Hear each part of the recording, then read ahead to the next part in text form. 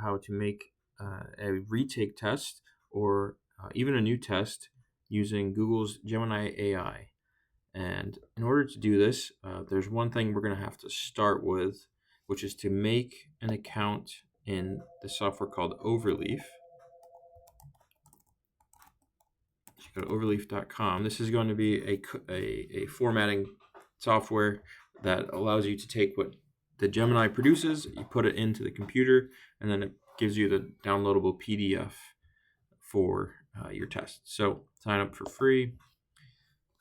Okay, and I'll do my email. I have a bunch of them, so I can get all those subscriptions to Paramount for a month. And password.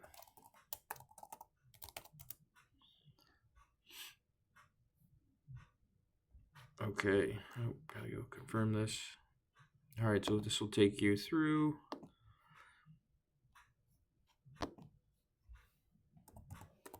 I have not gotten a lot of spam emails from these guys, so I think you're not really getting more than you sign up for. Okay.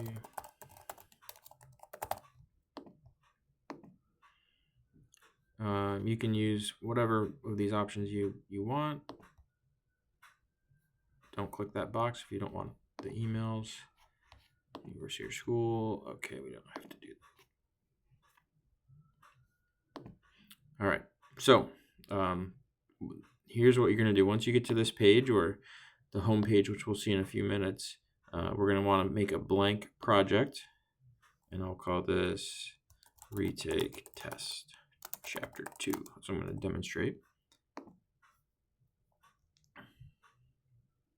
Okay, so this is how the formatting software makes things appear normally. The LaTeX is used for math papers at the university level for PhD and current research projects and publications. That's the word. And it has a specific format. But what's really nice about this editor is if you get good with it, you can use it to format and use every inch of the page exactly how you want it. But we're going to use it for a very basic purpose. So what we're going to do is, let's have the scenario. You want to make a retake test, and you already have an existing test, but you don't want to spend all the time to redo the problems or write the numbers in yourself. Well, what we're going to do, through your school email, you're going to go to your school email, top right box, Google Apps. In your Google Apps, if you scroll down, there's this one called Gemini with a star shape. You click on that, and it brings you to the AI interface. So there are two different options. You can do the fast all-around help option, or the 2.5 Pro, which I think we get because we're an institution, and that's the one for reasoning, math, and code. So this AI can make math tests and quizzes and questions. You can use it to make games, video games. You can use it to make apps. It makes code, web pages, really anything you tell it to. But it just takes some finessing each iteration to get exactly what you want. So what I'm going to type in is, make me a new version of this test, similar difficulty. And then I'm going to go to the plus button to add files, and I can add it from my drive, or if you have something downloaded on your computer. And so add from drive. I'm going to do an example from my Algebra 1 class. We have a test coming up on inequalities. And so right now I only have one version of the test, and it's right here. And so I'm going to click that. It takes whatever format the document's in, and then it's going to produce a new test for me. It's this simple.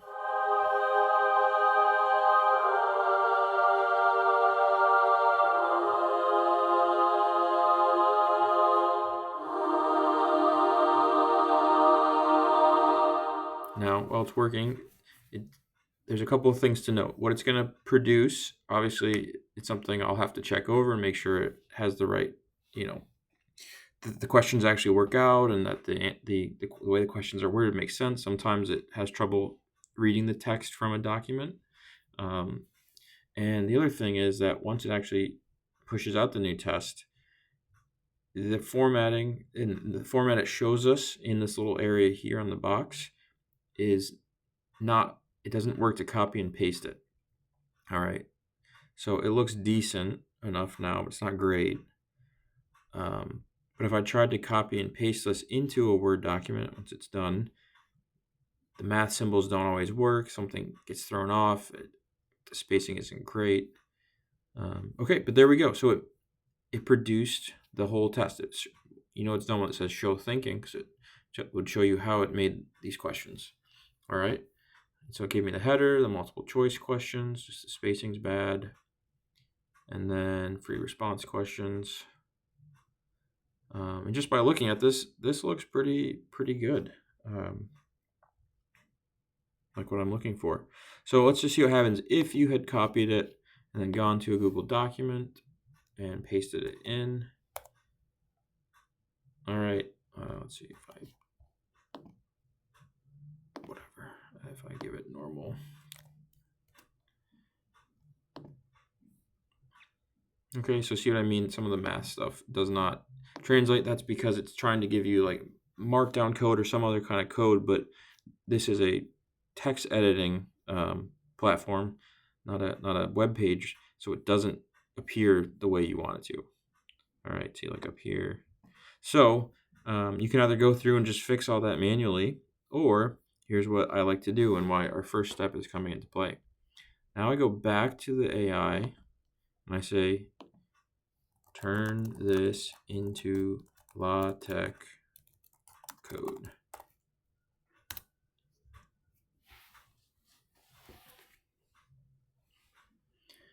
And so it's going to pump out some code. Okay. Okay, I also have to say provide the graphs.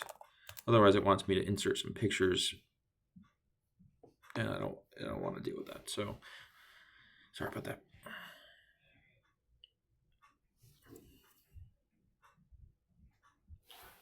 Okay.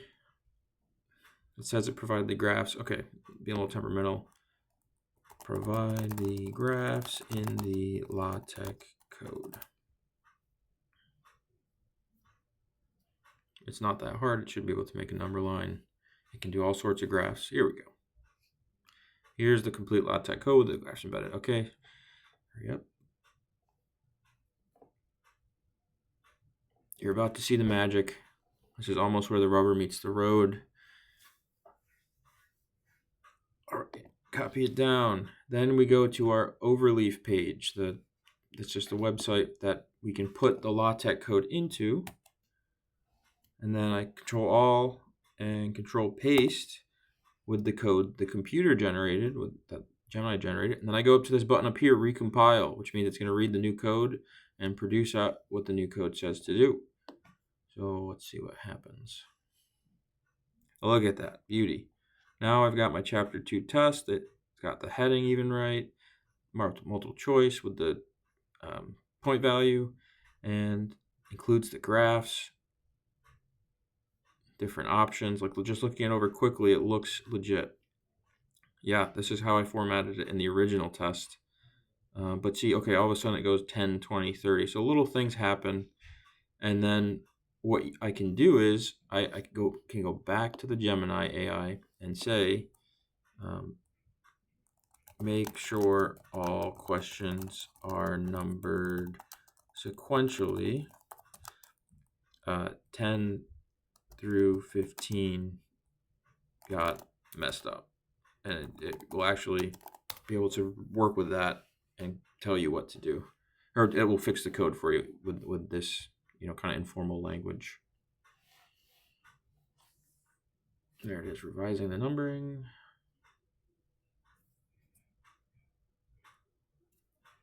I'm absolutely right. Yeah, of course I am. And once it finishes loading,